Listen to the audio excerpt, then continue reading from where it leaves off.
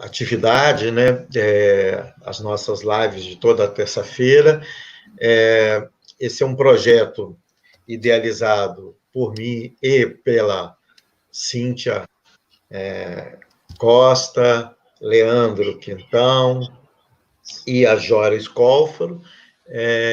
Então, nós pensamos em realizar um projeto onde nós pudéssemos divulgar a história do Espírito Santo, e nós estamos, então, toda terça-feira convidando pesquisadores de história do Espírito Santo, de temáticas diversas, para que a gente possa, então, divulgar essas pesquisas que têm acontecido. Em geral, são alunos de pós-graduação, de mestrado, doutorado, ou mesmo de pós-doutorado, que vêm aqui nos brindar com informações sobre suas pesquisas.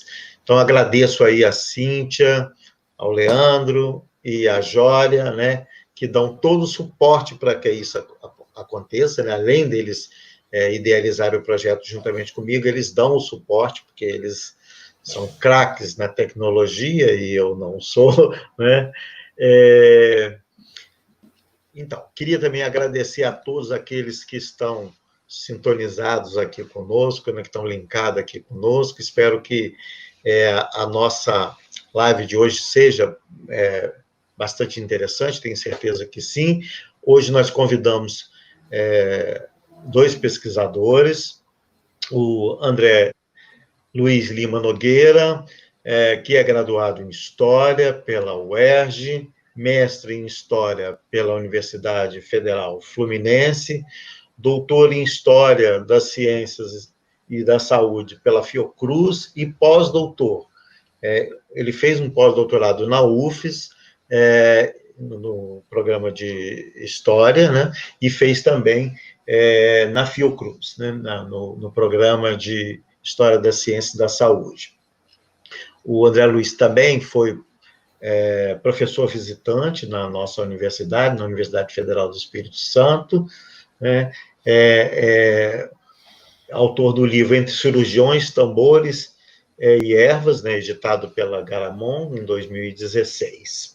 Bom, a outra pesquisadora que vem conversar conosco é a Luciene Carla Correia Francelino, que é graduada em História pela Faculdade de Ciências e Letras, Madre Gertrude de São José, pós-graduada em História do Brasil e Educação Especial Inclusiva, mestre em História pela Universidade Federal do Espírito Santo, e está com um livro aí no prelo, pertinho de chegar, né, intitulado Entre o Cuidar e o Curar, as Irmãs de Jesus Cristo, as Irmãs de Jesus na Santíssima Eucaristia e a Santa Casa de Misericórdia de Cachoeiro de Itapemirim. Bom, a temática de hoje escolhida foi são as Santas Casas de Misericórdia, né? A Luciene especificamente vai falar sobre a Santa Casa de Cachoeiro de Itapemirim, que foi o trabalho, né, de pesquisa dela, né? E o André vai caminhar mais nos falando, né, sobre as artes de curar, né, e a Santa Casa de Misericórdia. Bom, então, iniciemos, então, com a Luciene, que vai começar falando, né? Luciene, palavra com você.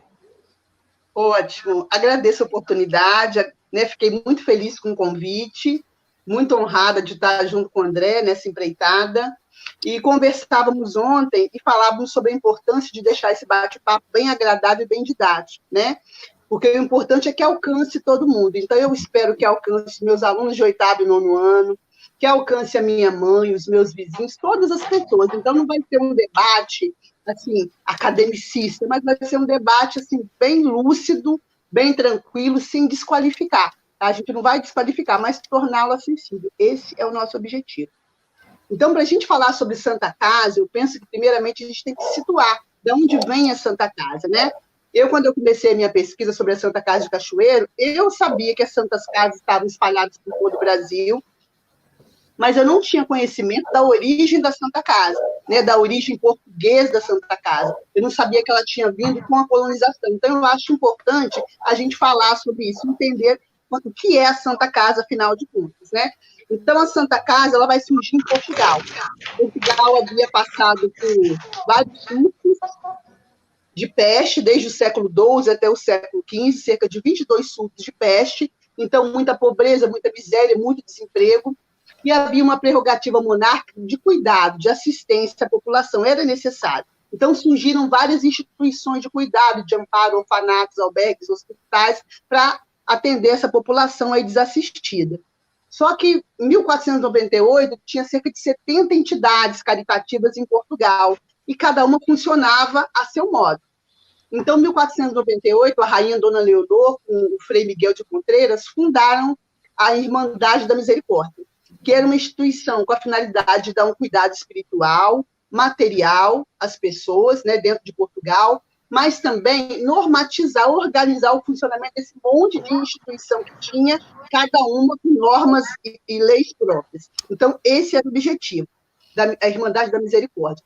Só que aí o que acontece? Essa Irmandade ela vai se expandir. Com a colonização, ela vai se expandir para a África, para a Ásia, para a América, e assim chega ao Brasil. Esse modelo assistencial da Santa Casa de Misericórdia. Era uma prerrogativa que em cada província houvesse uma Santa Casa de Misericórdia. Qual era o atendimento prestado pelas Santas Casas? Não era só o cuidado à saúde, não. O cuidado acabou se tornando amplo. Então, era a atribuição da Santa Casa cuidar, ter prioridade sobre os enterramentos, cuidava dos cemitérios, os enterros todos eram feitos pela Irmandade da Misericórdia, cuidava dos órfãos, das viúvas, tinha também a questão dos presos, dava assistência jurídica, inclusive para os escravizados, roupa, comida. Então, era uma gama de assistência que a Santa Casa tinha. Tinha também a roda dos esposos, porque as crianças enjeitadas, que era o termo usado na época, né? Na maioria das vezes, filhas de mãe solteira, era uma desonra não só para a mãe solteira, mas para a família, era uma desonra para toda a família. Então, a mãe tinha que dar um jeito naquela situação, se livrar daquela criança que era uma desonra para a família. Então, ela era depositada na roda dos expostos, tá? Era uma roda mesmo de madeira que ficava na Misericórdia, metade para dentro do muro e a outra metade para fora.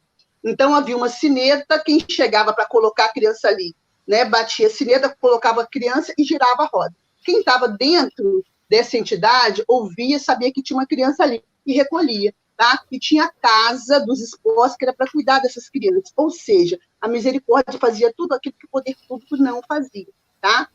E o interessante é que Portugal, ele dava o selo real das misericórdias. Só que quem pagava, quem financiava a instalação de uma misericórdia, quem mantinha, eram os principais, as famílias mais abastadas de cada região. Então, em cada província do Brasil, tinha que ter uma Santa Casa.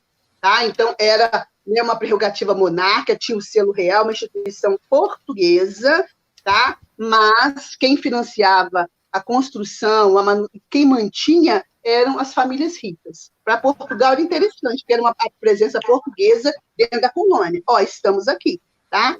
E para a população era uma espécie de alento, porque não havia uma identidade brasileira naquele momento, né? Século XV, século XVI, isso vai ser construído ao longo do século XIX e XX. Ninguém sabia o que era ser brasileiro. As pessoas eram africanas, eram indígenas, eram portugueses, mas não tinha uma unidade nacional. Então, a presença de uma Irmandade da Magnitude da Misericórdia era uma espécie, dava um alento, porque trazia uma certa identidade para a população. Para Portugal era interessante, porque era a presença portuguesa. Para as pessoas que financiavam, era muito lucrativo, do ponto de vista simbólico, porque ser membro da mesa da diretora da Santa Casa era sinônimo de status. Então, só ricos podiam, tá? Porque você tinha que pagar uma quantia chamada joia, que era uma quantia altíssima, e todo mês tinha mensalidade. O sócio, o irmão, como chamava na época, tinha que pagar uma mensalidade. Então, só os muito ricos, tá? Os abastados é que podiam. E acabava sendo espaço de poder, porque ali, da mesa da misericórdia, da Irmandade, saíram muitos políticos, muitas pessoas influentes, porque era sinônimo de ascensão social. E dentro do Brasil, as misericórdias, as Santas Casas que mais se aproximaram de toda essa assistência que eu falei aí, viúvas, órfãos, davam inclusive dote para as meninas, né? As meninas brancas, né? De boa reputação, honradas, filhas legítimas. Aí, quando a gente fala essas meninas que vão receber um dote para conseguir um bom casamento, que vão ser atendidas pela misericórdia, não é uma menina pobre, não é uma menina negra, não é uma menina de família, não, é uma menina de uma família, né, conceituada, órfã de pai, que precisa de uma ajuda, mas tem que provar que tem boa reputação, que é virgem, principalmente, e essa menina acaba sendo criada num modelo conventual. Então, era um critério, assim, era muita exigência para que se cuidasse dessa órfã. Tá? E recebia um dote para conseguir um bom casamento, que era, na época, né, o padrão da época era esse. Tá?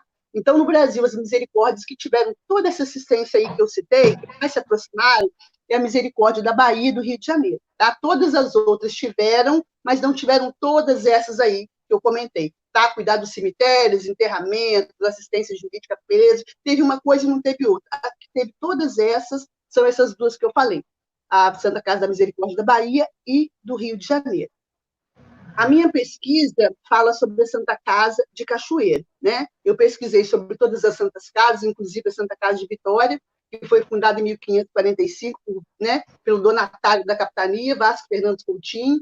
Então, Dom João VI exigiu que tivesse uma Irmandade da Misericórdia em Vitória, então foi criada, e tinha todo esse aparato aí de amparo, de assistência, só não tinha a roda dos expostos para depositar as crianças, como eu falei, mas toda a outra gama de assistência, a Misericórdia do Espírito Santo, a Misericórdia de Vitória, possuía. A minha Santa Casa, o tema da minha pesquisa, é a Santa Casa de Cachoeiro. E eu me deparei assim, com um universo ímpar, né? Uma diferença muito grande em relação às outras Santas Casas. A Santa Casa de Cachoeiro foi fundada em 1900, em janeiro de 1900. A associação que deu origem foi criada em 1899, 25 de dezembro, e a Santa Casa foi inaugurada em janeiro de 1900. Então, anos antes, já havia todo um processo para a construção de um hospital. O poder público queria que tivesse um hospital em Cachoeiro, né? Inclusive, ia subsidiar, ia ajudar, mas queria que isso fosse feito por particulares. Era muito comum isso, um hospital de caridade, um hospital filantrópico, né? O poder público ajuda, mas quem financia, quem faz, quem organiza são particulares. Então, havia esse projeto.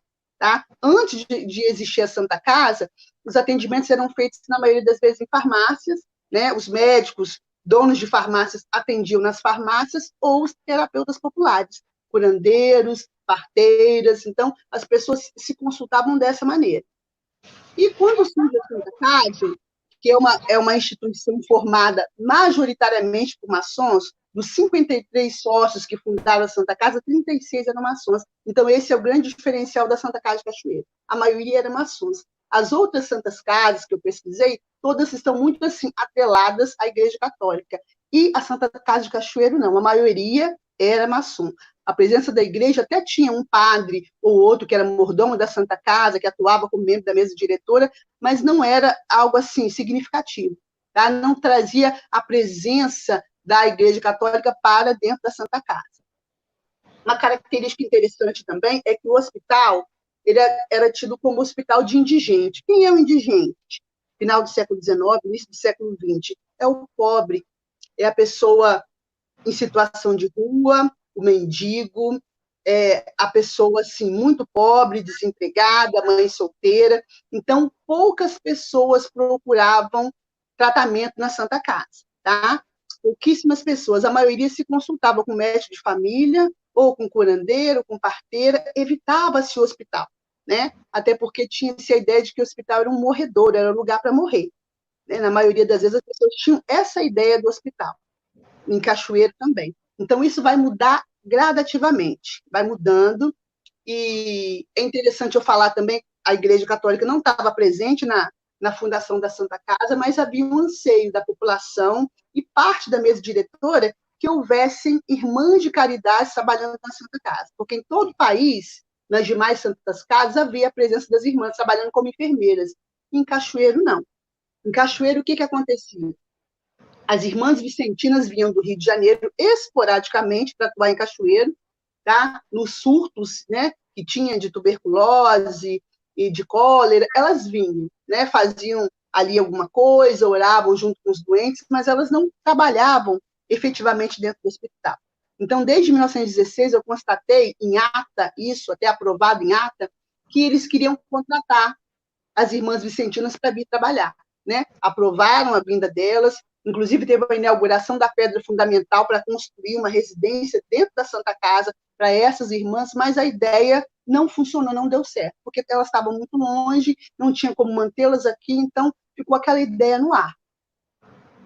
Até que em 1927 vai chegar uma personagem assim que vai mudar toda essa história aí da Santa Casa e que é objeto da minha pesquisa, que é a Madre Gertrudes, na época irmã Gertrudes. Ela chega em Cachoeiro em 1927.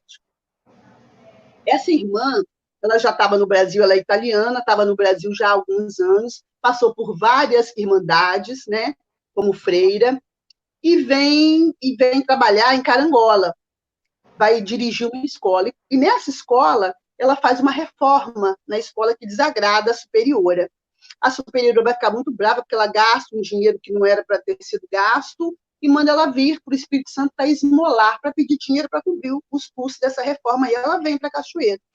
Quando ela chega em Cachoeiro, ela encontra, tá, uma população assim ávida, e quando eu digo população, assim, as famílias mais abastadas, os membros da Igreja Católica preocupadíssimos com a presença de maçons, e principalmente de protestantes, que estava crescendo muito no início do século XX, e abraçam, né, essa freira, e pedem que ela funde aqui um colégio para moças. Né? Então, as mulheres ricas, as damas da sociedade cachoeirense, fazem esse apelo.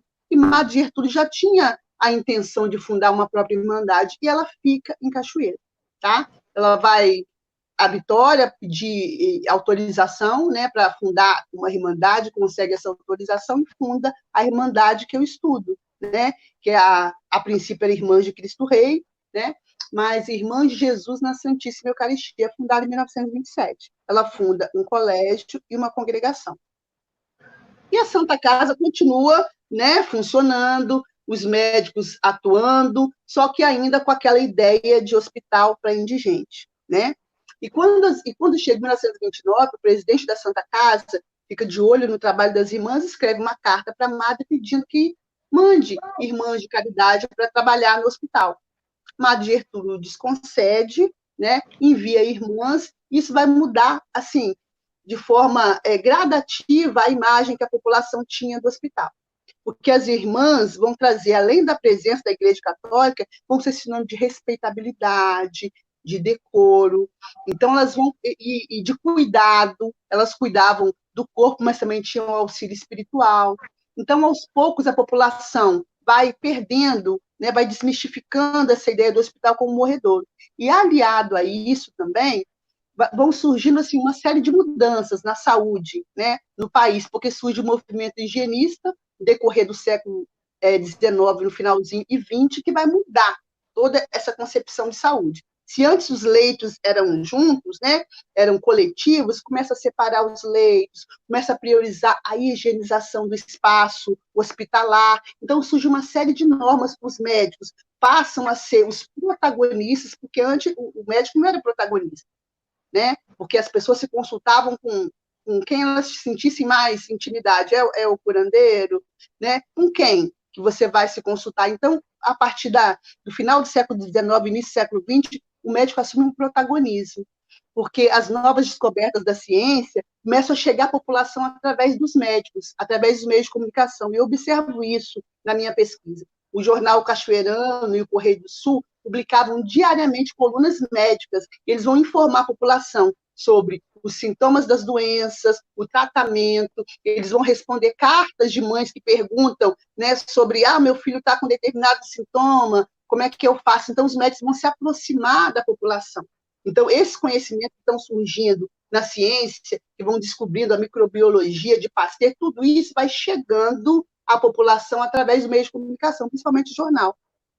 E com uma linguagem acessível, porque esse era o objetivo, chegar à população. Então, a população passa a entender, né, passa a se apropriar desse conhecimento, passa a desconstruir a ideia do hospital como morredouro, e essas novas práticas de higiene vão se popularizando dentro dos hospitais, e a presença das irmãs vai ser fundamental, para trazer a população, principalmente as mulheres, que vão começar, olha, em vez de ter filho em casa, vão começar a vir para o hospital, né? Vão começar a trazer os seus filhos, os seus maridos. Então, o hospital vai perdendo gradativamente aquela ideia de morredouro, né, de hospital para indigente.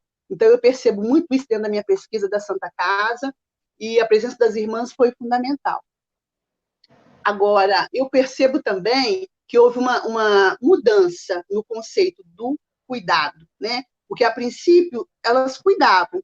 O objetivo era salvar a alma, né? Porque isso, inclusive, era orientado pela Madre Gertrudes. Olha, se vocês perceberem que o doente está para morrer, moribundo, chamem, né, o sacerdote para ele se confessar. Mesmo que ele não queira, vocês chamem, façam o papel de vocês.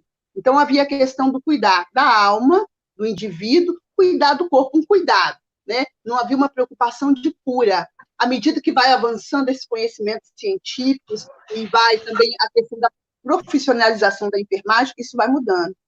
Então, as freiras, elas atuavam no hospital, mas elas não tinham uma formação técnica, elas aprendiam ali no cotidiano, no espaço, umas com as outras, elas iam aprendendo, tá?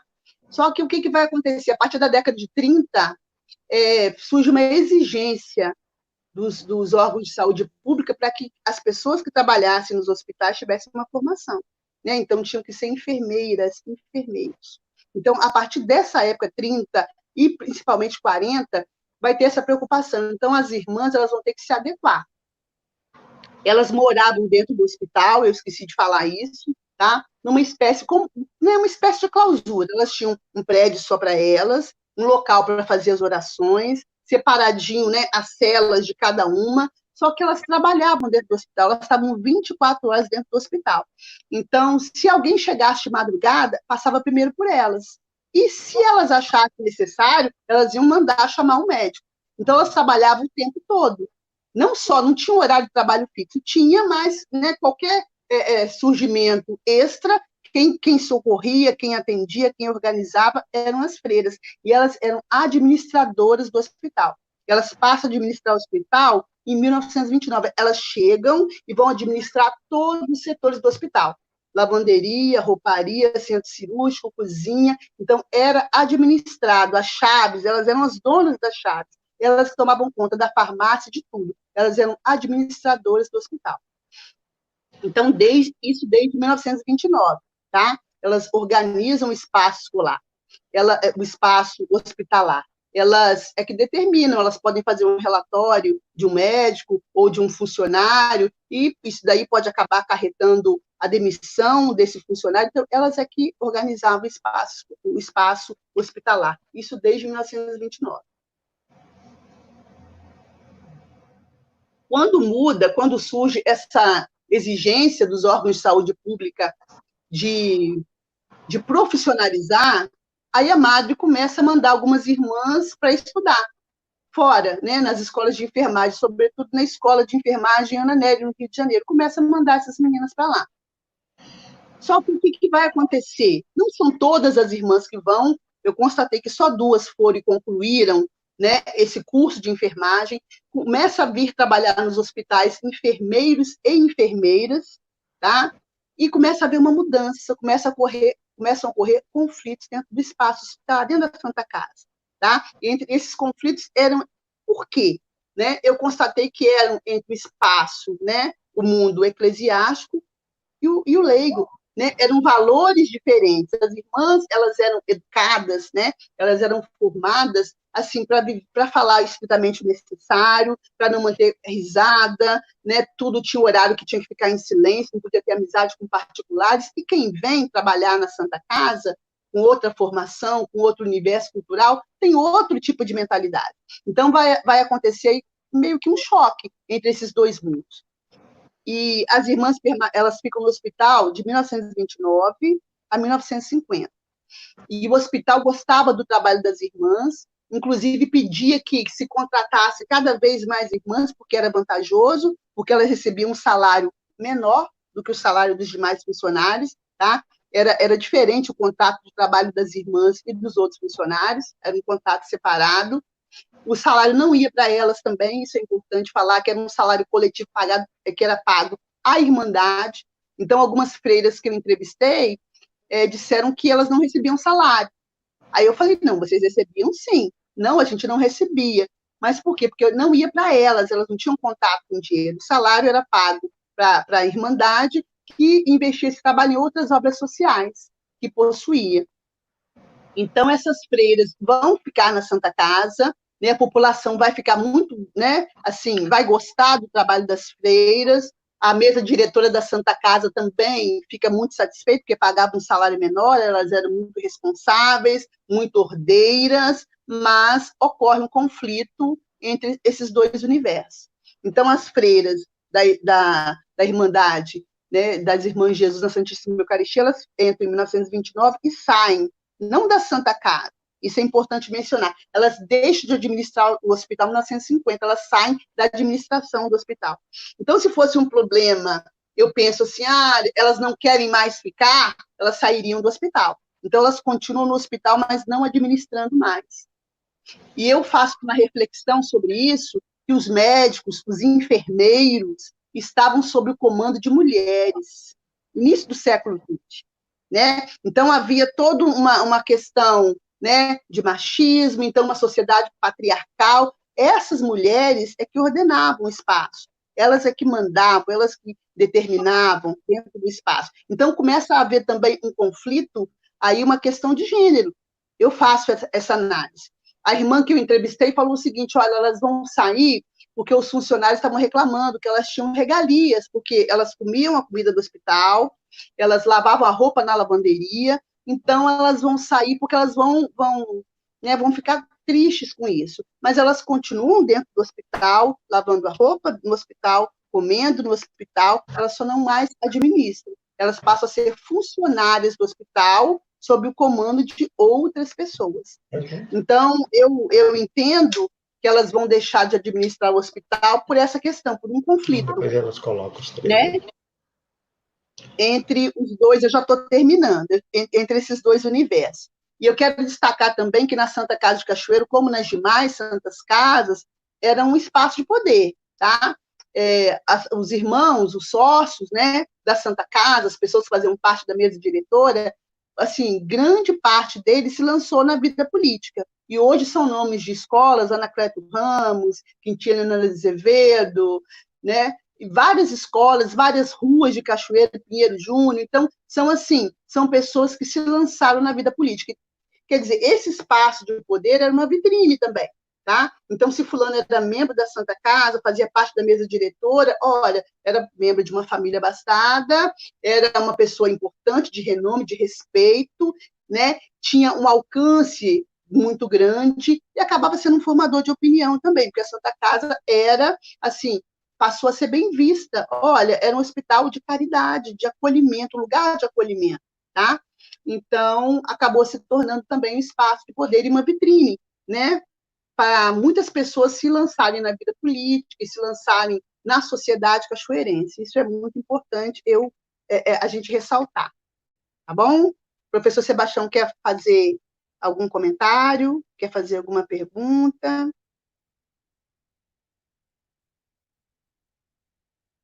Vocês estão me ouvindo, pessoal? Bem, eu tentei, assim, Estão aparecendo aqui.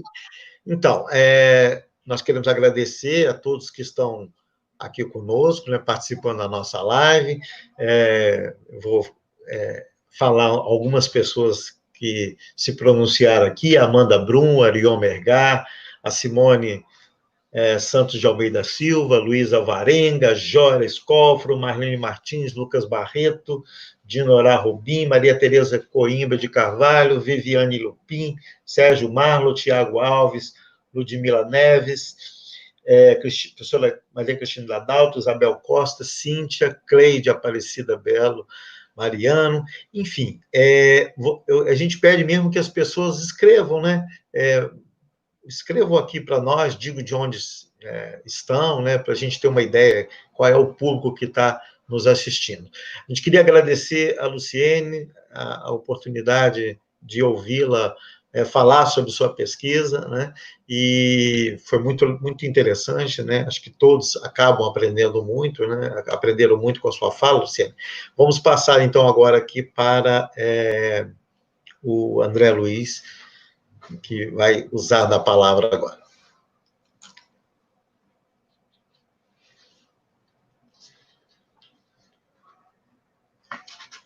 Nós não estamos te ouvindo, André. Você ficou mudo. Agora vai, desculpa, é que eu estava com o mudo mesmo acionado, sim. Bem, boa tarde a todos. Gostaria aí de agradecer a possibilidade de estar participando da live. Como o Sebastião mencionou aí, vários nomes queridos, do tempo que eu trabalhei aí na UFES, né, como professor visitante, como pós-doc. Acompanhar mais uma vez o trabalho da Luciene, né, que eu tive o prazer de acompanhar um pouco mais próximo, né, a época que ela estava produzindo e defendendo a dissertação. Imensamente feliz com o livro que vai sair, né? Bom te ver também, Luísa, bom ver a todos. E o que acontece? A minha fala aqui, né, hoje, eu vou tentar aí usar dos meus aproximadamente 25 minutos de maneira bem cartesiana, né, porque eu sou meio falador, e o professor Sebastião pode aí puxar minha orelha devidamente. O que acontece? A minha fala, em alguns aspectos aqui, vai casar muito com a da Luciene, porque eu vou trazer uma discussão sobre a Santa Casa de Vitória, mas em uma época que se avizinha ali, que está próxima daquela que a Luciene tratou lá da Santa Casa de Cachoeiro, né? Ou seja, o finalzinho do século XIX, né? Em especial. Vou falar um pouco mais sobre isso adiante. Agora, eu só queria chamar a atenção para uma coisa que é bastante interessante e tem muito a ver com a questão lá do Hospital da Santa Casa em Vitória, que é o fato de que, como a Luciene comentou, e é importante a gente ter isso em mente, professora Adalto, boa tarde, é importante a gente ter isso em mente. O que acontece? Havia a Irmandade da Misericórdia, né, em geral, vinculada ao hospital, certo? E aí, em Vitória, né, no Espírito Santo, aconteceu uma coisa interessante, que a fundação da Irmandade é do século XVI, né, remonta ao momento inicial da colonização, né, a segunda Irmandade da Misericórdia a ser instituída no Brasil, só que o Hospital da Misericórdia, né, o hospital, ele só foi instituído no século XIX, né, como a Luciene mencionou, lá com Dom João VI, né, em 1818. Então, e o que também é muito interessante, que está na fala da Luciene, enfim, eu não vou me esticar muito para não ficar repetitivo, é essa questão, né, de que o hospital, ainda no século XIX, embora, como a gente vai ver, essa história vai mudar um pouquinho no final do século XIX, né, como eu vou trazer aqui para vocês, mas o hospital ainda era, em grande medida, o lugar do indigente, o lugar da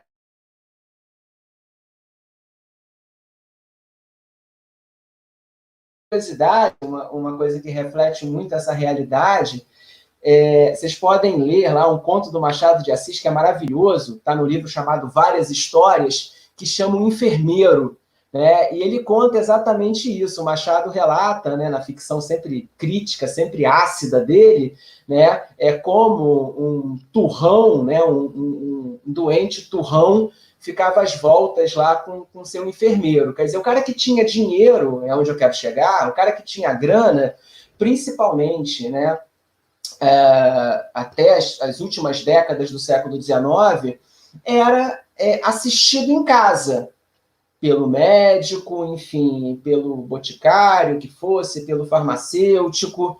Então, o cara tinha que ser muito desassistido para ir para um hospital, né? Aliás, uma coisa também que é muito interessante nesse aspecto é que o termo hospital, em língua portuguesa, é da mesma raiz de termos como hotel, hospitalidade, hospedaria, que remonta muito mais a essa ideia, né? O hospital não era, como a gente tem hoje, o lugar da cura, ele era o lugar, em grande medida, da boa morte, né? Isso a Luciene bem falou, tá? Foi muito bacana a fala dela nesse sentido, mas eu só queria repisar essa fala, né? Chamar atenção para isso, que é interessante. Bem, e aí a nossa abordagem da Santa Casa de Vitória, ela é praticamente uma polaroid, né? Ela é uma fotografia da Santa Casa no final do século XIX. Ela é fruto de uma pesquisa que eu fiz com o professor Sebastião, a gente escreveu um capítulo juntos, né? Tive, mais uma vez, o prazer de escrever mais um produto com o Sebastião, na história brasileira das doenças, e relata, a partir de uma documentação inédita, como é que estava a Santa Casa, né, o Hospital da Misericórdia de Vitória, entre 1898 e 1899. Né? E como a gente vai ver, eu separei depois uma imagem do hospital, que mais adiante a gente vai ver. O hospital, à época, ele não estava lá muito bem das pernas. Né? Então, a partir desse relatório, que eu vou compartilhar um pouco aqui a apresentação com vocês, a gente tirou vários elementos aí que são bem interessantes da gente pensar como era a misericórdia da Vitória, né, de Vitória, perdão, em fins do século XIX.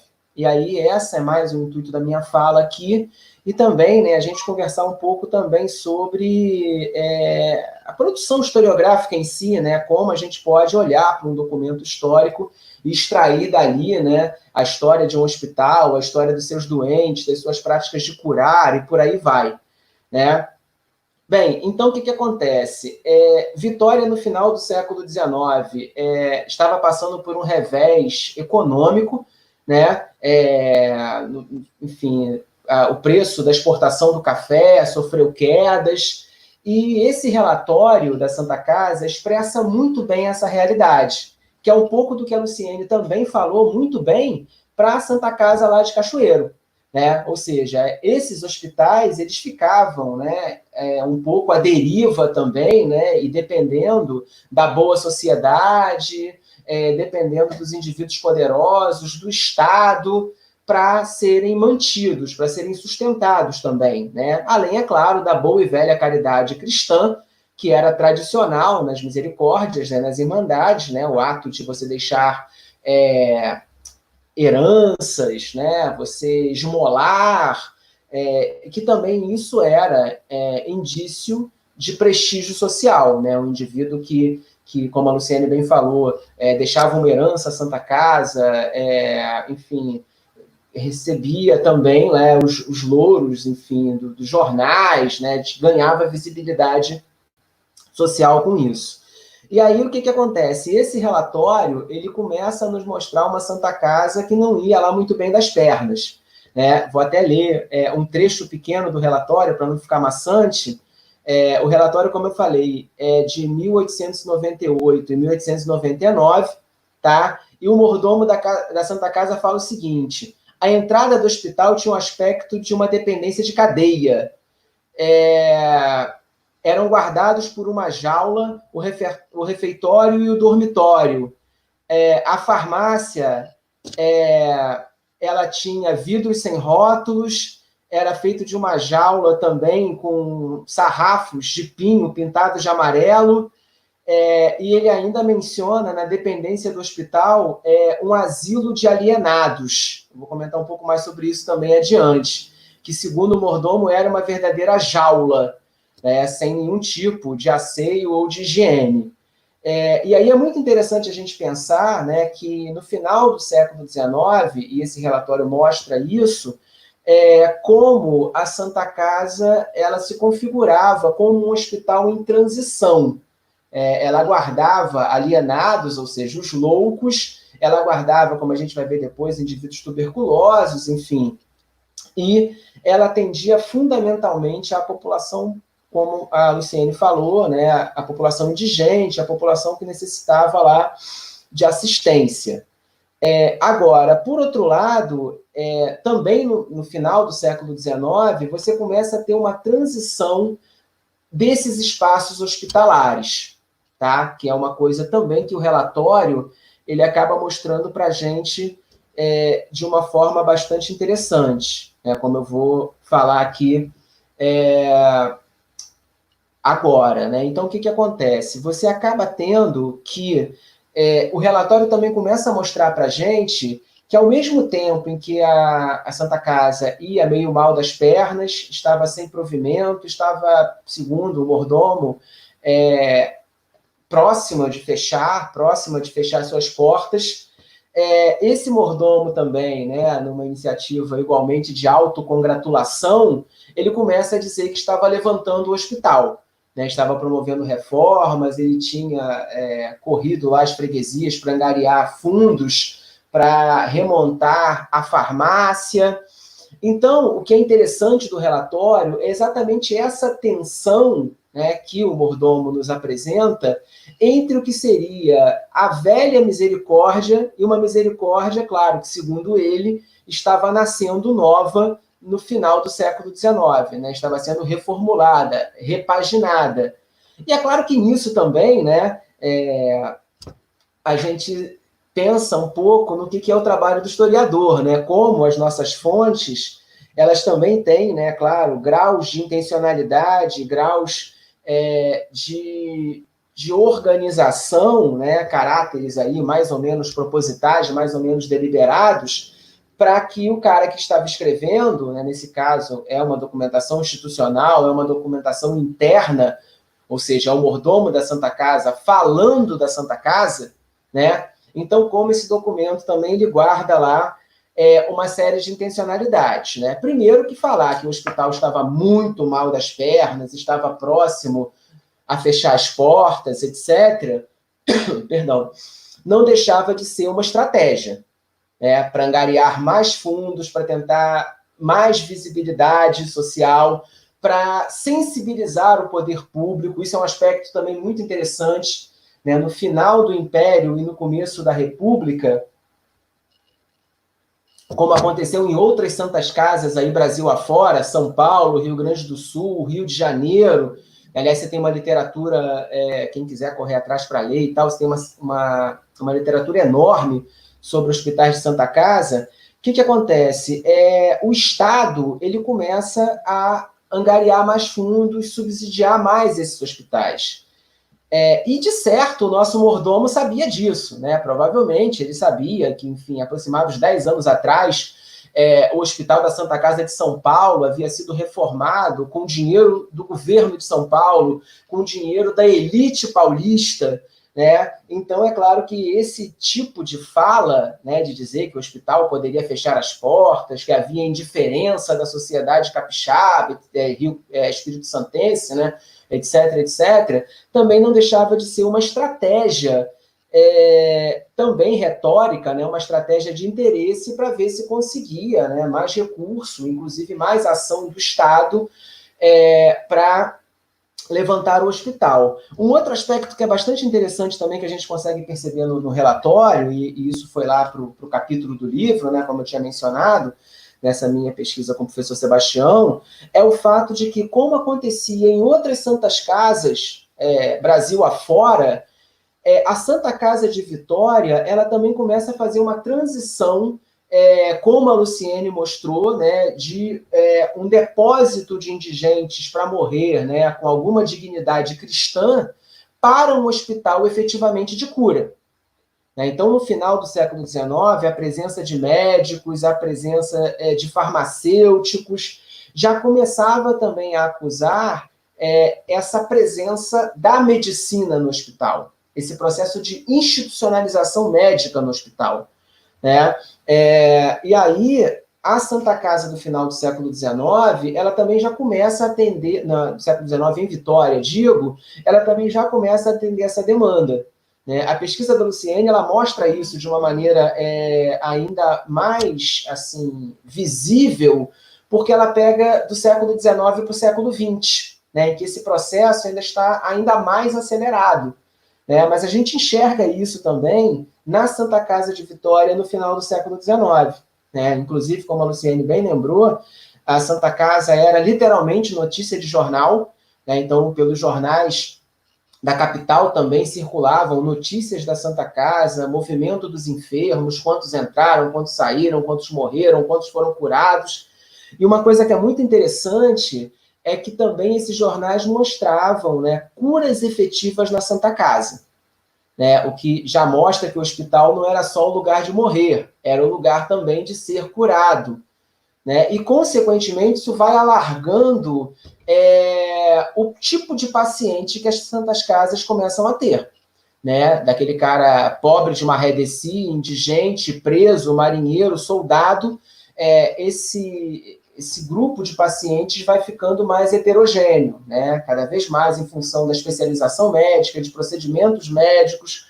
Outras parcelas da população vão recorrendo ao hospital. Tanto, né, como vocês sabem, a Santa Casa de Misericórdia de Vitória, talvez não seria exagerado falar, é um hospital como outro qualquer, né?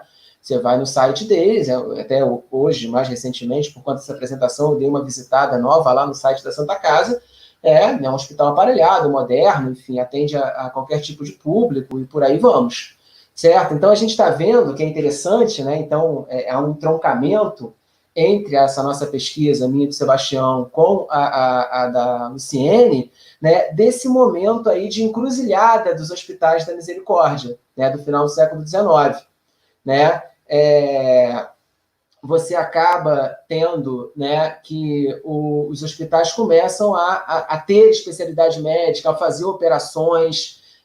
Inclusive, eu separei aqui de uma maneira muito interessante uma notícia da província do Espírito Santo de 1883, que mostrava exatamente uma operação bem-sucedida no Hospital da Misericórdia, né, feita pelo Dr. Ernesto Mendo, né, que agora, enfim, eu, o professor Sebastião e a Jória, também a gente está escrevendo um texto, né, acerca desse médico, e aí a operação que o doutor Mendo fez no Hospital da Misericórdia virou notícia de jornal, né, para ser propagandeada como uma operação bem-sucedida. Então, vou ler a notícia.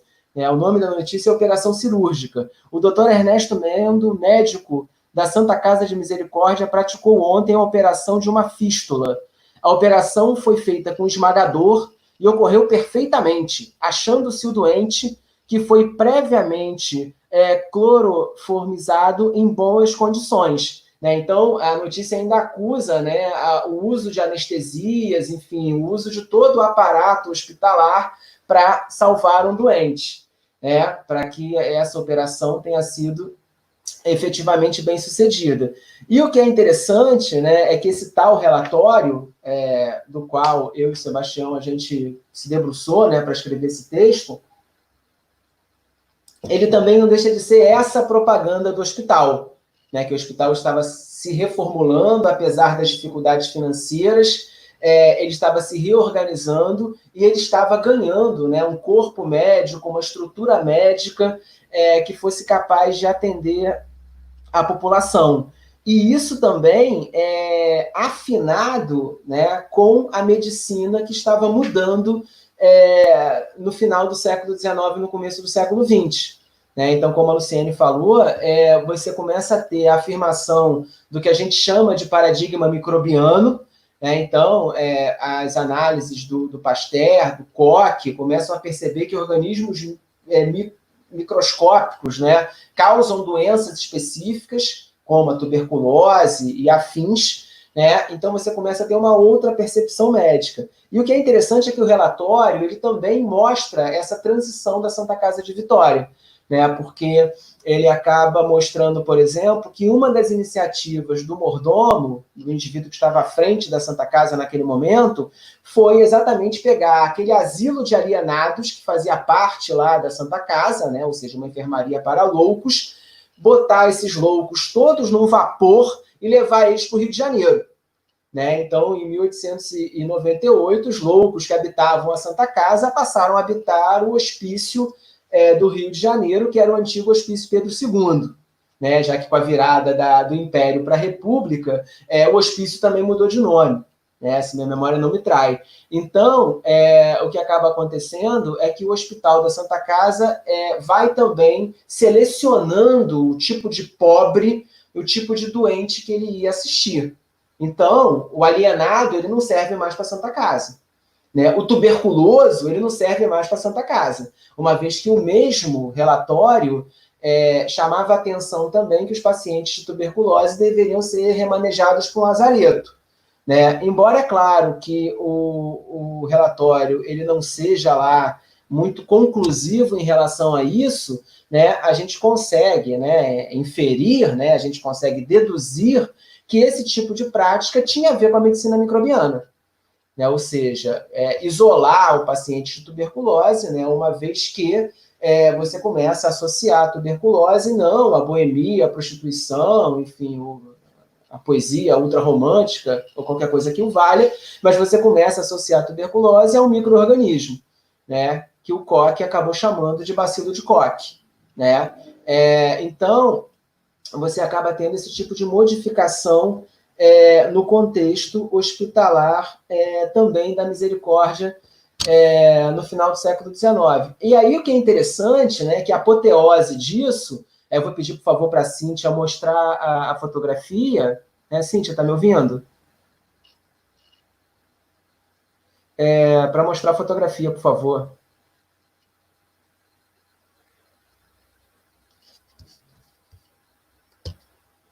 Tá carregando aí. Então, o que é interessante é que esse tipo de mudança, né, do caráter hospitalar, ele acabou culminando com a inauguração do novo Hospital da Misericórdia de Vitória, né, que aconteceu, se minha memória não me trai, em 1912, né, no sítio que ele ocupa até hoje, né, depois de algumas construções, outras construções, ampliações, etc., né, e a gente consegue perceber na arquitetura do hospital toda aquela arquitetura higienista, né, com pavilhões maiores, com pavilhões separados por doentes, que a Luciene também chama atenção lá na Misericórdia que ela estudou, lá na Misericórdia de Cachoeiro. Né? Então, fruto desse tipo de modificação, num arco de tempo relativamente pequeno, né, o relatório que eu e o professor Sebastião a gente analisa é de 1898, e papo de 20 anos, né, menos de 20 anos depois, o novo hospital foi construído, você começa a ter um novo paradigma médico, né, e uma nova função para a Misericórdia de Vitória. Né? Então, essa fotografia assim, o hospital já estava praticamente acabado, um ano antes dele ser inaugurado, né? Então ele já mostra aí, né, um hospital muito mais amplo, né, e ele acaba mudando o sítio dele, o espaço dele para o atual espaço. E aí, enfim, também completando um pouco, né, esse ciclo que o relatório que a gente analisou, ele acaba apontando, né, que seria a mudança da cara do hospital, da configuração do hospital e, consequentemente, uma certa mudança também na sua clientela. Ô, Cíntia, pode retirar a fotografia, por favor? Valeu, obrigado. Então, o que acontece? É muito interessante essas histórias dessas santas casas, e como eu mencionei, né, no caso da história da instituição hospitalar, das práticas de curar, né, do perfil social desses indivíduos, que o relatório também mostra de uma maneira muito, muito interessante, mas eu não vou falar isso agora para eu não prolongar muito a minha fala aí, para a audiência também poder falar, poder perguntar, né? Como eu tinha falado antes, eu sou meio falador, então eu estou me tolhindo um pouco de ficar aqui falando muito. Né? Mas é muito interessante que a gente pode depois também, se houver ocasião, falar um pouco mais de como o relatório também apresenta esses pacientes e essa guinada de trato nesses pacientes também. Olha, muito obrigado, tá? Mais uma vez, e eu dou a minha fala por encerrada para a gente poder interagir mais. Grato.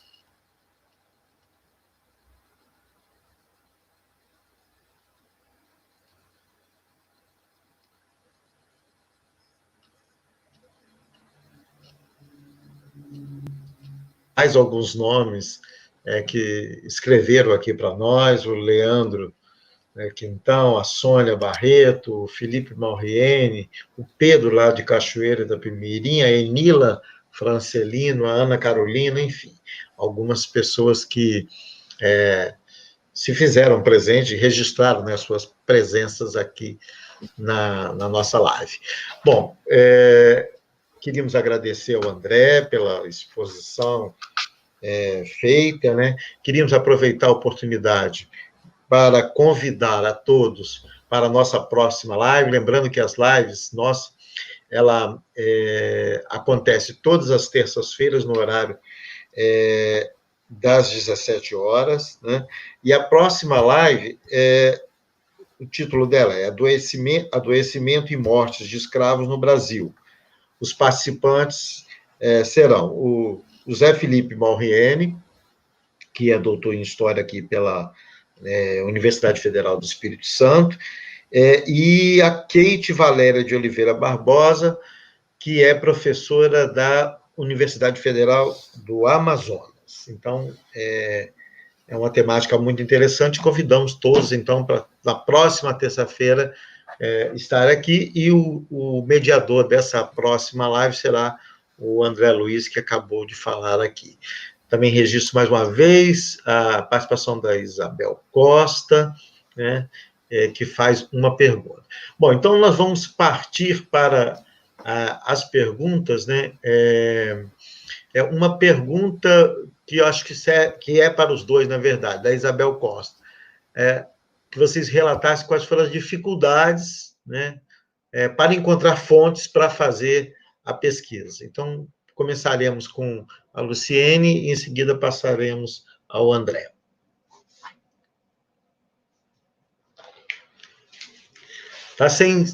Luciene, está sem microfone. Liga o seu microfone. Oi. Ligou. Oi. Então, olha só. Quero agradecer a todo mundo de Cachoeiro que está participando aí, tá? Muito legal. E em relação às fontes, tá dando para ouvir bem, né? Eu tive muita dificuldade, sim. Principalmente nos 15 primeiros anos da Santa Casa, porque eu não encontrei nada dos 15 primeiros anos. Então, eu tive que pesquisar basicamente em jornais, né?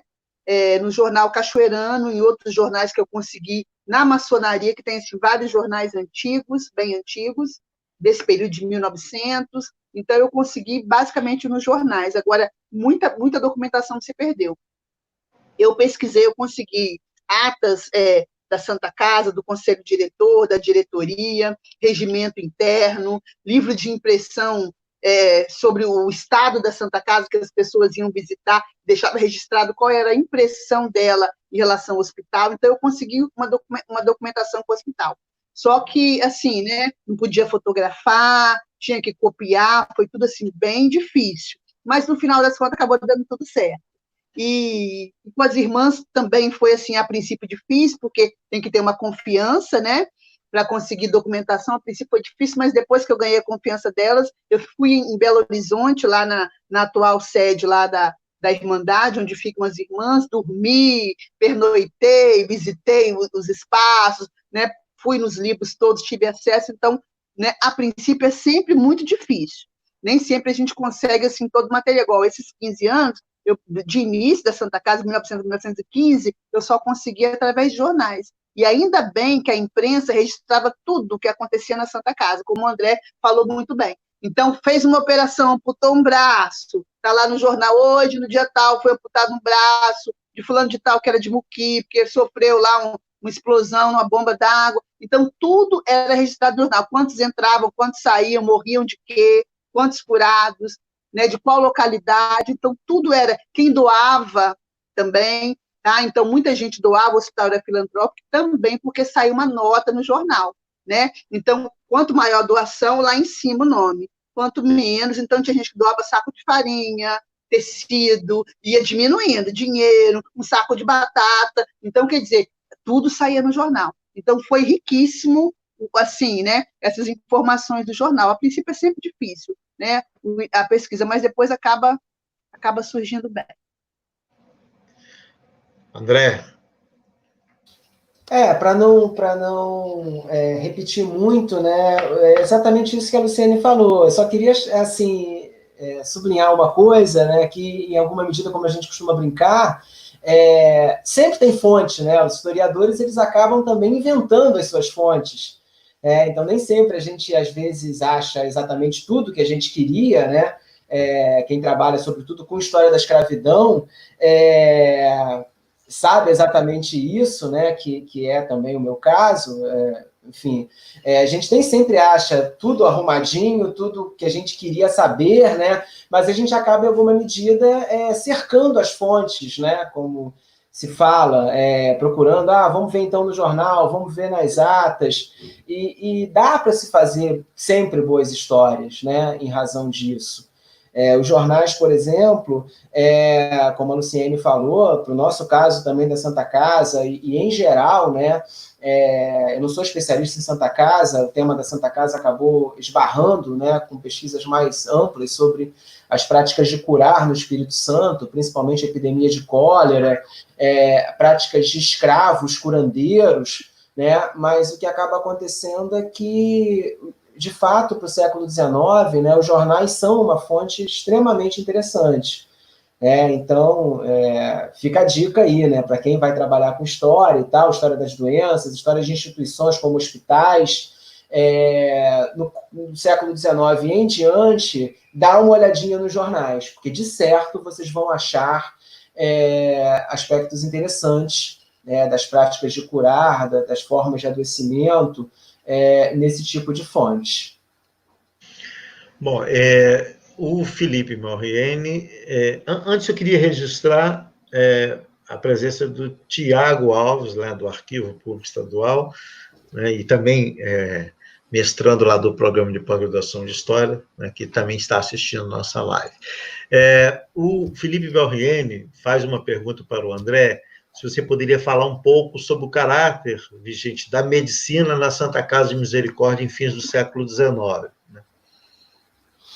Então, era um pouco do que a gente estava comentando, eu e a Luciene, né? Eu acredito que nesse aspecto as nossas pesquisas se casem bem, né? Se aproximem bastante, é que você está vendo ali naquele momento uma medicina que ela se torna mais institucional, ou seja, mais feita por médicos, mais feitas dentro de procedimentos médicos nessas últimas décadas do XIX, tá? Por conta exatamente dessa afirmação, e é claro que essa afirmação muitas vezes é tensa, né, como a Luciene lá mostrou, né, no caso das freiras dela, gerou uma certa tensão com os enfermeiros, com os médicos. Então você tem um saber médico que ele acaba se afirmando de uma maneira também mais ou menos violenta, né? Então, o que a gente tem que pensar? Que as primeiras faculdades, efetivamente, de medicina, elas se dão aí no século XIX, por volta de 1830, né, que é quando as escolas médico-cirúrgicas se tornam faculdades de medicina, né, do Rio de Janeiro e Salvador. E nesse processo, você tem um verdadeiro fight, uma verdadeira luta, né, entre esse discurso médico, esses procedimentos médicos que queriam se afirmar, e às vezes essa afirmação era absolutamente inglória, né? Porque o povo preferia o curandeiro, preferia a rezadeira, o escravo, o ex-escravo, e por aí vai, né? Mas que, em alguma medida, sim, a medicina vai se afirmando de maneira mais ou menos violenta, e já no final do século XIX, né, e no começo do século XX, para a gente contar mais o final dessa história, digamos assim, você tem dentro dos hospitais da Misericórdia, né, eu acredito que aconteça com Cachoeira também, como a Luciene falou, acontece com Vitória, uma medicina que está cada vez mais regrada. E também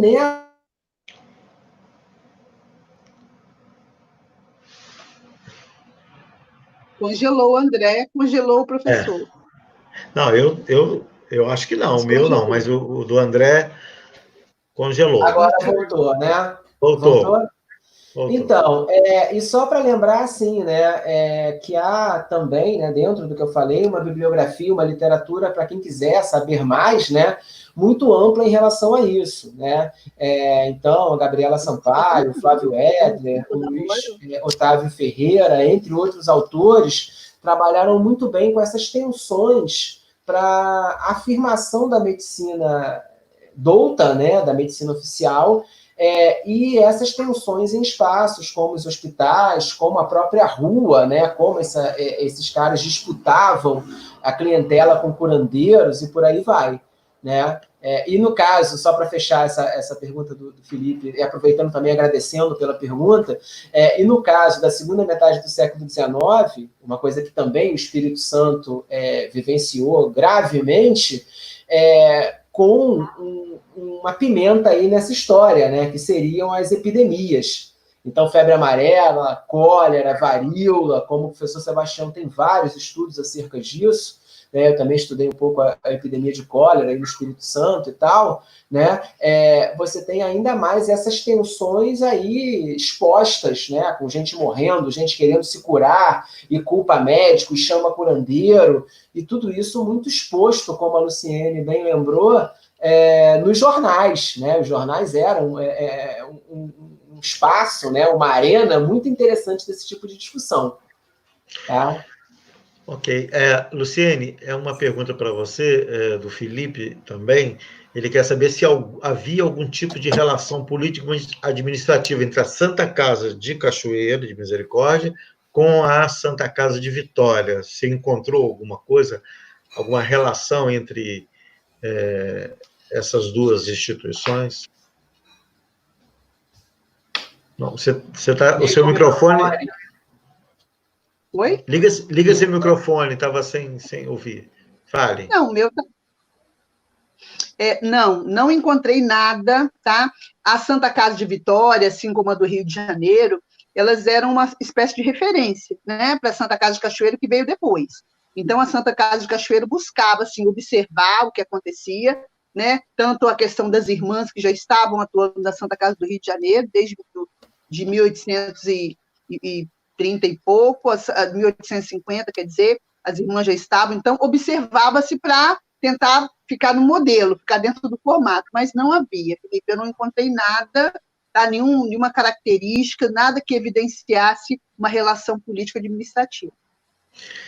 Também queria registrar aqui também a presença do Sérgio Marlo, que foi... o Sérgio Marlo falou na semana passada, né, juntamente com a professora Maria Cristina Dadalto, né, a pesquisa deles sobre imigração. Bom, uma outra pergunta para você, Luciene, da Rafaela Martins, de Teresina, Piauí.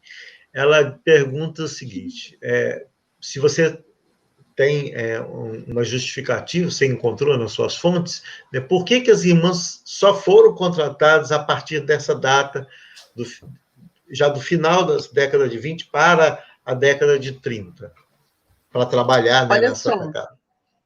Rafaela, porque a congregação ela foi fundada em 1927, né?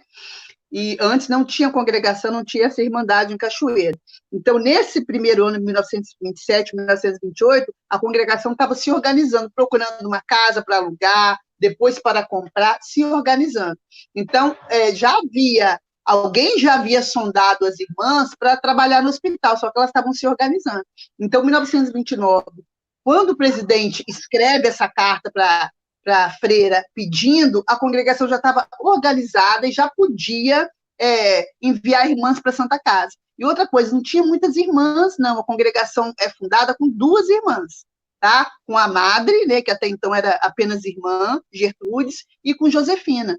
Então, elas vão ter que garimpar moças, né? Botar essas moças dentro do formato conventual, educar dentro dessa religião, para que elas se tornem freiras. Então, assim, não tinha como. Era muito recente a formação da congregação. Então, isso só vai ser possível a partir de 1929.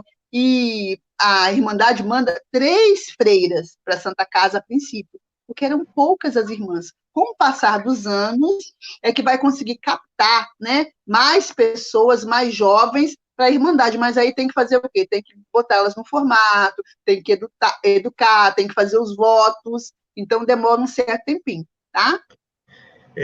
Luciene, eu vou fazer uma pergunta a você e agora o André, depois vou fazer uma ao André. Seguinte, você fala que a Santa Casa de Misericórdia ela vai surgir em função de uma atuação muito efetiva da maçonaria, certo? Bom, nós sabemos que maçonaria e Igreja Católica, eles tinham divergências, né, rixas, né? Não podemos esquecer da questão religiosa lá no Império, né? Então, como você explica esse desejo da diretoria maçônica, né, em trazer freiras religiosas, né, para trabalhar na Santa Casa? Olha só, parte dos não maçons tinham interesse de trazer, né? E outra coisa, como eu comentei antes, era vantajoso demais as freiras, porque pagava-se pouco, elas trabalhavam muito, elas eram ordeiras, então você não tinha que disciplinar muito. Não era aquele funcionário que você tem que dar treinamento. Então, elas já vinham praticamente prontas, tá? Era um produto barato. Então, isso era muito interessante, tá? E os maçons também queriam, de certa forma, trazer, inclusive os maçons, para tirar essa ideia do hospital, essa má impressão, digamos assim, que o pessoal tinha do hospital. O pessoal tinha medo do hospital. Ó, era um hospital para indigente, quem administrava, né, os principais administradores eram maçons, ai que medo, tá? Então as pessoas tinham receio do hospital. Então era uma forma de, ó, vamos melhorar a imagem do hospital, vamos trazer irmãs, é um produto barato, é um trabalhador barato, é ordeiro, a gente vai melhorando essa imagem do hospital, tá? Então tanto os maçons queriam, como os católicos que estavam dentro da comunidade, tanto dentro da comunidade cachoeirense como dentro da Santa Casa. Então, era bom para todo mundo. O André, bom, estou pegando o gancho aí, né, de que você falou do trabalho que a gente fez na Santa Casa, e nós vamos estar fazendo também agora, juntamente com a Jória, sobre um médico, o Ernesto Mendo, né, que atuou aqui no Espírito Santo, de 1860 até 1895, que você falasse um pouco o seguinte: as doenças, que tipo de doenças, né, existiam efetivamente na Santa Casa? Do que eles tratavam, né, do que as pessoas adoeciam, né, dos registros que tem. Fale um pouco disso para nós. Bem, vamos lá. Essa questão das doenças, né, elas se aproximavam também do tipo de gente, né, que as Santas Casas elas vão tratando, principalmente antes dessa guinada, digamos assim, né, para se transformar num hospital com essa, como é que eu vou explicar? Com essa falta de determinação de que esse paciente que ia ser lá curado seria necessariamente um pobre, né, um cara desassistido, um indigente, enfim, coisa que não acontece hoje, né, necessariamente nesses hospitais da Santa Casa, né? Como eu tinha falado antes, se vocês agora saírem da live e irem no website lá da Santa Casa de Misericórdia de Vitória, vocês vão ver um hospital como outro qualquer, né? E passível de receber um tipo de paciente também como outro qualquer, seja pobre ou seja rico, digamos assim, né?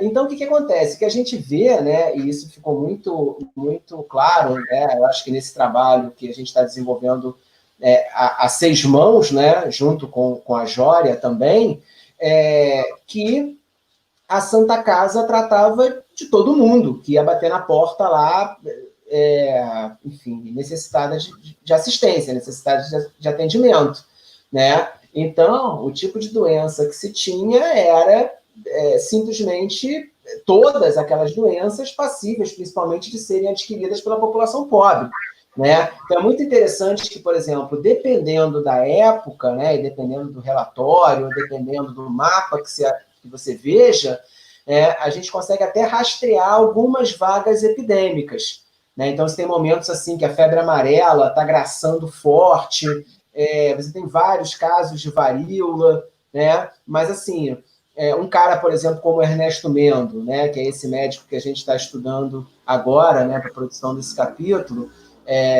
em breve nas melhores casas do ramo, lá na História Brasileira das Doenças. O que acontece? Esse cara tratava de tudo, né? Então chegava o sujeito lá fraturado, com reumatismo, a gente pega vários casos de que ele curou pessoas com histeria, né, pessoas com delírios histéricos, o que acusa, né, que os considerados loucos por aquela sociedade continuavam indo à Santa Casa, né? E uma coisa que é muito curioso também é que se atendia, né, criança, idoso, então todo tipo de gente, um médico da Santa Casa ele acabava atendendo naquele momento, né? Lembrando também que nesse contexto da segunda metade do século XIX, em especial, que essas especialidades médicas elas vão se afirmando também na medicina adulta, né? Então, como um cara, por exemplo, como Ernesto Mendo, ele era considerado médico de crianças e operador, né? Aliás, trabalhar com cirurgia já dava um status a esses médicos, né? No contexto do século XIX e no começo do XX, né? Então, tem um pouco essa característica. Agora, uma coisa que é muito interessante, só para fechar a minha fala aí da pergunta do professor Sebastião, assim, esse relatório que a gente analisou, por exemplo, de 1898, ele mostra um dado muito interessante, que a gente até trabalha no capítulo do livro, que aproximadamente 92% dos pacientes desse mapa da misericórdia, o que era um mapa? Era uma estatística de doentes, né? Quem entrou, a profissão do cara, quantos anos, com que tipo de doença.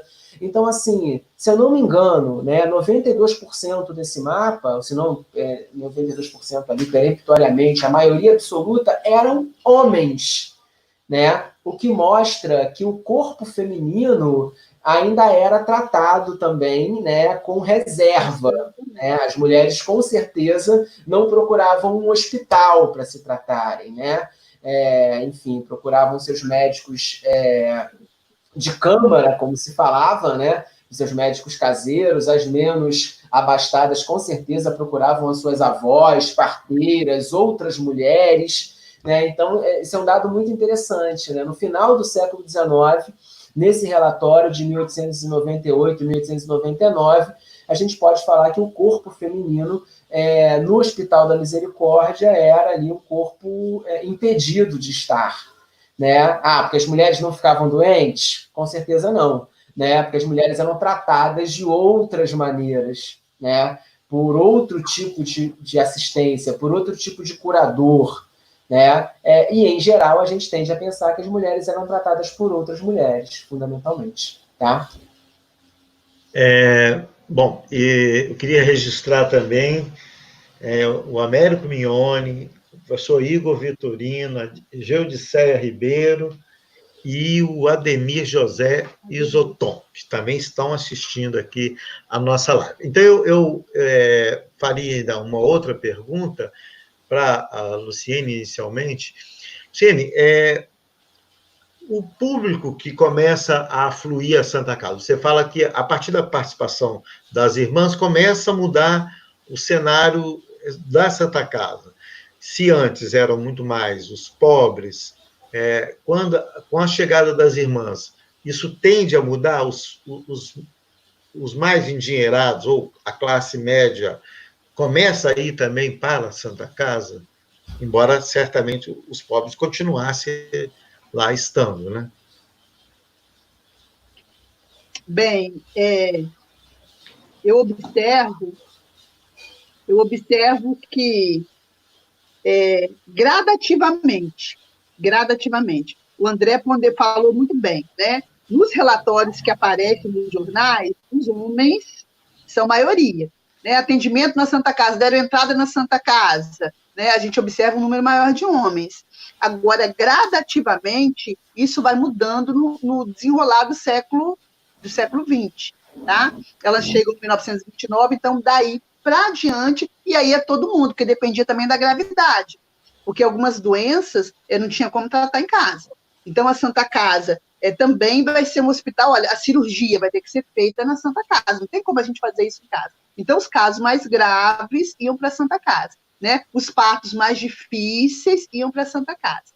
E aí as pessoas de todas as classes sociais que precisavam de um atendimento mais, né, especializado, com mais um procedimento assim maior, vão para a Santa Casa de todas as classes. Agora, continua, todo mundo continua, né? Alguns com as parteiras, alguns com os curandeiros, com os pratos, com o médico de família, não desaparece, né? Então, continua assim, tudo junto, né? Tudo junto, tudo ao mesmo tempo. As pessoas vão chegando mais para a Santa Casa, mas vai também, continua, né? Mantém o médico de família, o curandeiro, o prático. Então, à medida que vai desenrolar do século XX, é que vai aumentando essa clientela aí da Santa Casa, de todas as classes. André, e ser médico, né? Assim, como era o médico nesse período? Do que tratavam os médicos? De tudo um pouco? Ou eles se especializavam? Fale um pouco sobre esses médicos da Santa Casa, que era o caso, por exemplo, do Ernesto mesmo? Então, era aquele lance que a gente estava conversando, né? As faculdades de medicina, elas se afirmam como faculdades de medicina na década de 30 do século XIX no Brasil, né? Durante muito tempo só houve 2 faculdades de medicina no Brasil, né? No Rio de Janeiro e em Salvador. O Mendo, por exemplo, né? O nosso médico lá, que eu, você e a Jória estamos estudando também, né? É um sujeito que se forma lá em Salvador, e o médico, ele era, por excelência, um membro de uma elite social, né, no século XIX. Né? Aliás, vamos combinar, coisa que não mudou tanto do 19 para o 20, né? E talvez também não do 20 para o 21, mudou tanto assim, né? Então, a única diferença, né, é que o médico no século XX ou no século XXI cada vez menos tem que convencer, né, sobre o seu conhecimento ou sobre a sua capacidade de curar, né? Nesse aspecto, nós, pacientes, nos tornamos mais domesticados, né? Duvidamos menos dos médicos. Mas o que acontece é que o médico, por excelência, era um indivíduo de uma elite, né? E que acaba fazendo com que o diploma de médico seja ainda um grau a mais desse elitismo, uma vez que esse indivíduo ele vai passar, né, por ter feito uma universidade, né, ele acaba tendo um protagonismo naquele espaço que é muito, muito poderoso, né, e também em muito transcende, enfim, ultrapassa a sua atuação profissional. Né? Não é por mero acaso que quem estuda a trajetória de médicos, né, o Mendo, por exemplo, é um ótimo exemplo disso, né? É um sujeito que vive a segunda metade do século XIX, como eu falei, foi formado lá no final de 1850 na Faculdade da Bahia, da Faculdade de Medicina de Salvador, né? Então, o Mendo, ele participou de várias ações importantes no Espírito Santo do final do século XIX, né? Foi inspetor da saúde pública, se envolveu em sociedades a favor da abolição dos escravos, foi professor no liceu, né? Tinha um protagonismo social bastante grande, né? Lembrando que o Ernesto Mendo, ele também foi um autor que passou pelo olhar do Felipe, né? Que está aí nos assistindo também, o querido Felipe, e também da Carolina Cunha, que tem uma dissertação muito competente, defendida aí no programa de História, né, da pós-graduação de História da UFES, também sobre o Mendo. Então, quem quiser saber um pouco mais sobre o Mendo, né, procure também os trabalhos do Felipe, da Carol, que são trabalhos bastante competentes, né, muito bons de ler. Então, o médico é esse tipo de indivíduo, que achava que se meteria em tudo, né, que o que você chamaria mais modernamente de um intelectual poderia se meter, né, de saraus de poesia, passando por produção de memórias, estudos folclóricos, enfim, sociedades pró-abolição, e não é por mero acaso, como a Luciene também mencionou, né, que muitas dessas pessoas acabaram alçando a carreira política, né, por conta desse protagonismo social, por conta dessa ação local, esses médicos acabaram também se tornando, né, parte da burocracia de Estado, tanto no Império como na República. Você também tem uma literatura muito grande, né, de estudos de caso que mostram isso de maneira muito interessante. E o nosso Ernesto Mendo, né, eu acho que eu posso chamar assim, o nosso Ernesto Mendo está aí nesse pacote e acaba sendo também, né, um exemplo muito enfático, como o professor Sebastião falou, de que era ser um médico no século XIX. Tá? Luciene, uma última pergunta aqui. A Dinorá pergunta como que é hoje, né, a administração da Santa Casa. As irmãs estão presentes ainda, não estão mais, enfim. Tá, olha só, as irmãs, elas deixam totalmente o hospital na década de 90, tá? Então, tem uma irmãzinha ainda a irmã Otília, que faz um trabalho espiritual junto com os pacientes. Então, as irmãs ficaram até a década de 90, aí como agente da Pastoral da Saúde, trazendo um acolhimento espiritual, então, né, saíram todas, e agora tem uma irmã, ela mora no Cristo Rei, na escola, né, que foi fundada pelas irmãs, ainda usa o hábito, todos os dias ela vai para a Santa Casa e volta a pé, e vai para visitar os doentes, para orar junto com eles, então continua só essa irmã, tá? Atualmente também, quem é o diretor da Santa Casa é um padre, só que não tem assim, essa prerrogativa da Igreja Católica. Vários padres foram, vários membros da Igreja fazem parte do conselho diretor, da diretoria, e ocorre uma eleição. Às vezes, né, um tempo é o médico que dirige, outro momento pode ser um outro membro da diretoria, né, alguns anos têm sido padres, né, eu acredito até que para tentar, assim, manter essa origem católica, né, da Santa Casa. E aqui em Cachoeiro tem também o Hospital Evangélico. Então, eu acredito, né, não tem nada, não pesquisei nada sobre isso, mas, olha, tem o Hospital Evangélico, que foi fundado por evangélicos protestantes, né, bem depois da Santa Casa. Então, seria interessante que a Santa Casa, né, de origem católica, nos demais lugares do país, inclusive em Portugal, mantivesse assim, uma estreita relação com a Igreja Católica. Dentro da Santa Casa tem uma capela, ocorrem missas, né, todo domingo, então tem uma tendência de manter, né, de não se romper isso daí, tá bom? Ok? Sumiu, o que aconteceu? Alô, pessoal? Tá me ouvindo aí? Estou te ouvindo, Luciene, numa boa. Tá? Então, foi isso. Espero ter respondido. Tá bom? Então, a administração é essa. Por vezes tem padres, por vezes são leigos, mas a igreja está presente, bem presente. Tá? Dentro da Santa Casa. Atualmente é um padre. Então, nós não temos mais perguntas.